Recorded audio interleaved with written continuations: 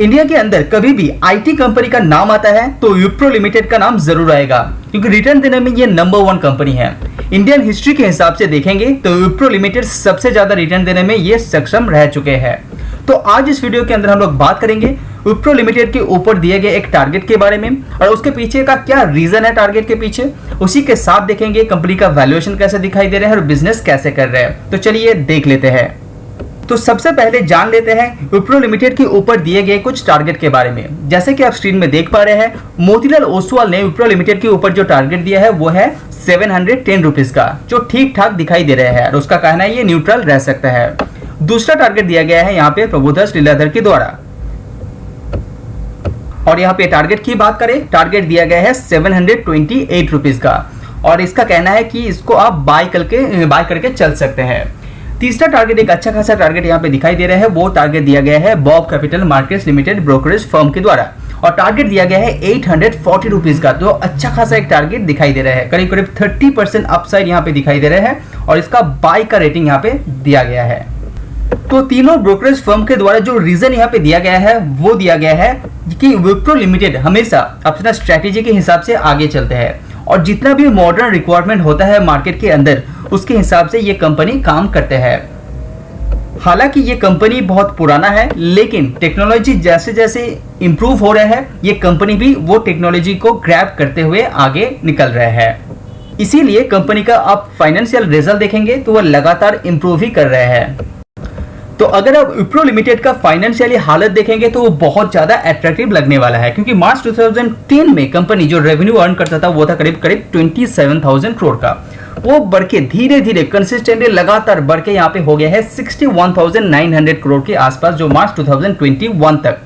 और ऐसा अंदाजा लगाया जा रहा है कि आगे वाले एक साल के अंदर यहाँ पे 70,000 करोड़ तक ये कंपनी रेवेन्यू अर्न कर सकता है। ऐसा नहीं है कंपनी का रेवेन्यू इंप्रूव हो रहा है, उसी के साथ साथ कंपनी की जो नेट प्रॉफिट है वहां पे भी कंपनी बहुत बढ़िया ग्रोथ यहाँ पे दिखाया है, जैसे कि आप स्क्रीन में देख पा रहे हैं। अभी देख लेते हैं कंपनी का मार्जिन। देखिए, जो मार्च 2010 में कंपनी का मार्जिन था 22%, अभी रिसेंट कंडीशन में मार्जिन है 24%। तो अपना मार्जिन को स्टेबल रखते हुए कंपनी अपना ग्रोथ दिखा रहा है।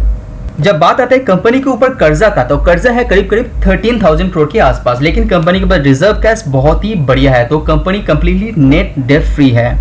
एंड विप्रो लिमिटेड का शेयर होल्डिंग पैटर्न जो है वो एक्स्ट्रा ऑर्डिनरी है, क्योंकि प्रोमोटर्स के पास करीब करीब 73% का होल्डिंग अभी भी रखा है, और एफआईआईस के पास 9.69%, डीआईएस के पास 2.05% और पब्लिक के पास बहुत ही कम शेयर यहाँ पे दिखाई दे रहे हैं। अगर आप विप्रो लिमिटेड को प्रोडक्ट वाइज ब्रेकअप भी करेंगे तो आपको दिखेगा कि कंपनी बहुत ही वर्सेटाइल बिजनेस करते हैं। जैसे कि डिजिटल ऑप्शंस के अंदर कंपनी काम करता है, क्लाउड इंफ्रास्ट्रक्चर के अंदर भी काम करते हैं, डाटा एनालिटिक्स के अंदर काम करते हैं। तो कंपनी बहुत ही ज्यादा वर्सेटाइल है, हर सेक्टर के अंदर, आईटी इंडस्ट्री के अंदर ये काम करते हैं। तो रिसेंट कंडीशन में जो कंपनी का पी दिखाई दे रहा है वो दिखाई दे रहा है 28 के आसपास। अभी जो लॉन्ग टर्म पी आप नजर रखते हैं, इसको 5 साल के हिसाब से देखेंगे तो इसका जो एवरेज पी है वो है 16। अब इसका मैक्सिमम देखेंगे तो यहाँ पे जो यहाँ पे मीडियम पी दिखाई दे रहा है वो भी 16 ही दिखाई दे रहा है। तो रिसेंट कंडीशन में विप्रो लिमिटेड के अंदर वैल्यूएशन वाइज आप देखेंगे थोड़ा सा महंगा दिखाई दे रहा है।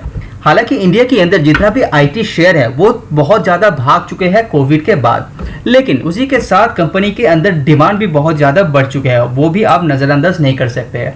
लेकिन ये सब होने के बावजूद भी यहाँ पे वैल्यूएशन थोड़ा सा महंगा दिखाई दे रहा है। तो अगर आपको इसके अंदर निवेश करना है तो वैल्यूएशन को ध्यान में रखते हुए स्टैगर्ड वे आपको निवेश करना चाहिए। तो आप अपने रडार के अंदर रख सकते हैं, कभी भी आपको गिरावट मिलता है, पी थोड़ा सा स्टेबल हो जाता है, उसके बाद आपको निवेश करना चाहिए। तो आज वीडियो में इतना ही, सी यू ऑन नेक्स्ट वीडियो। अगर आपको मेरा वीडियो पसंद आ रहा है तो लाइक एंड सब्सक्राइब कीजिए।